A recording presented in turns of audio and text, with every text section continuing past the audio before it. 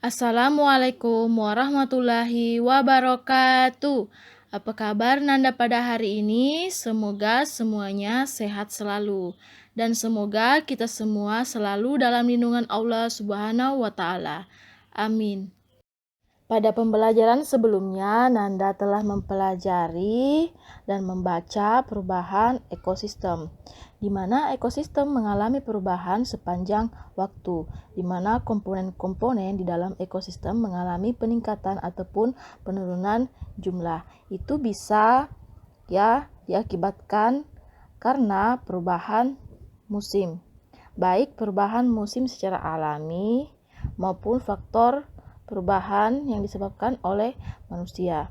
Nah, ekosistem mengalami perubahan baik secara alami karena kegiatan manusia.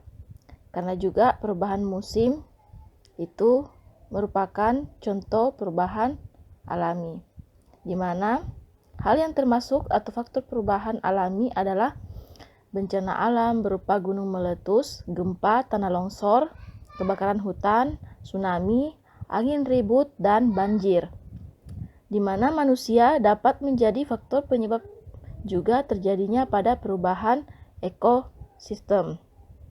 Manusia melakukan berbagai kegiatan untuk memenuhi kebutuhan hidupnya. Seperti manusia memerlukan tumbuhan dan hewan.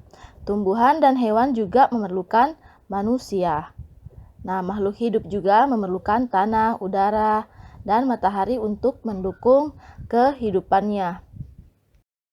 Nah, di mana manusia, hewan, maupun tumbuhan itu memerlukan makanan untuk dimakan dan menjadi suatu kebutuhan. Nah, sesuai dengan pembelajaran kita pada hari ini, memasuki pada subtema 2, hubungan antar makhluk hidup dalam ekosistem.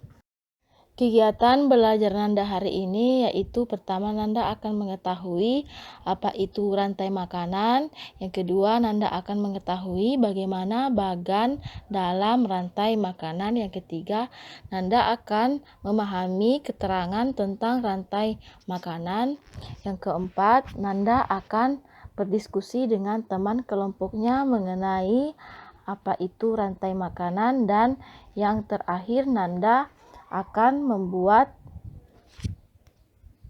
rantai makanan, di mana perhatikan penjelasan mengenai rantai makanan berikut ini. Jadi rantai makanan adalah perjalanan memakan dan dimakan dengan urutan tertentu antar makhluk hidup.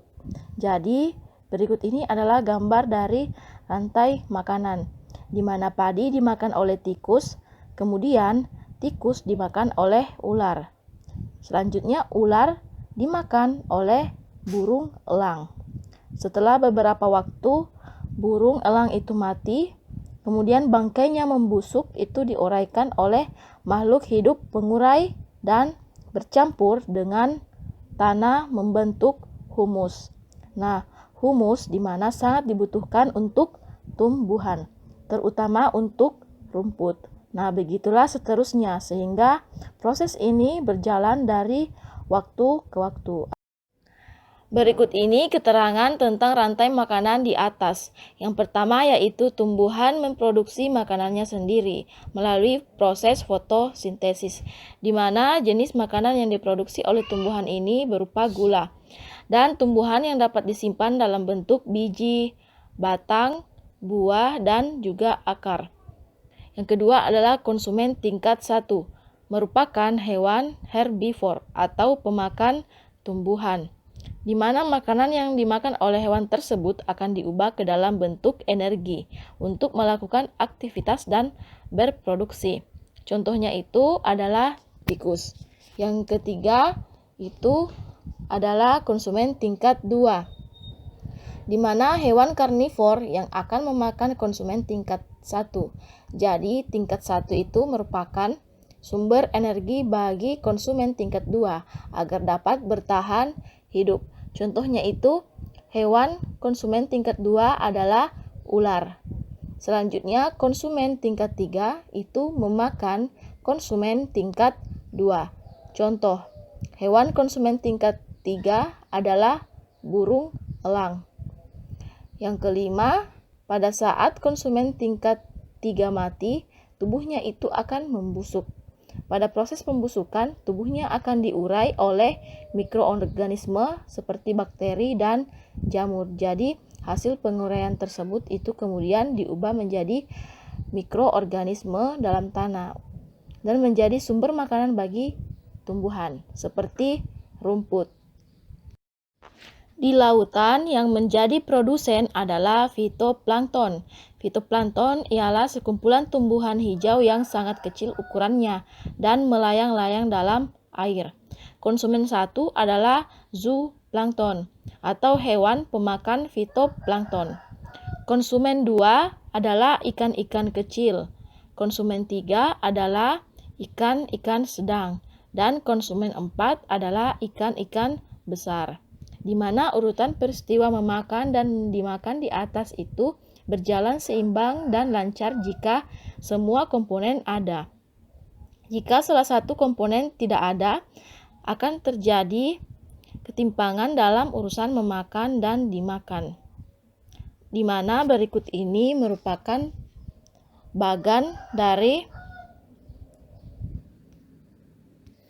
rantai makanan. Itulah tadi pembelajaran kita pada hari ini. Jadi kesimpulan pembelajaran pada hari ini yaitu rantai makanan adalah perjalanan memakan dan dimakan dengan urutan tertentu dalam makhluk hidup, di mana keterangan pada rantai makanan itu terdapat tumbuhan yang memproduksi makanannya sendiri, kemudian konsumen tingkat 1 atau hewan herbivor memakan tumbuhan, dan selanjutnya itu konsumen tingkat 2 yang memakan konsumen tingkat yang pertama, dan konsumen tingkat ketiga itu memakan konsumen tingkat kedua. Dan yang terakhir yaitu pada saat konsumen tingkat 3 mati, tubuhnya akan membusuk dan diubah ke dalam mikroorganisme yang dimana menjadi sumber makanan bagi tumbuhan. Kegiatan berlanjut kepada lembar kegiatan hari ini ada 2. Yang pertama yaitu Nanda membuat rantai makanan, tugas individu. Dan tugas yang kedua yaitu tugas kelompok, di mana Nanda mengerjakan halaman 61 di buku tema 5. Pada lembar kegiatan individu, silahkan Nanda menuliskan nama hewannya saja atau nama tumbuhannya atau mikroorganismenya saja, tidak usah digambar. Baiklah, Ustazah tutup perjumpaan atau pembahasan pada video ini dengan ucapan subhanakallahumma wa bihamdik asyhadu an la ilaha illa anta astaghfiruka wa atubu ilaih. Syukron jazakumullahu khairan. Wassalamualaikum warahmatullahi wabarakatuh.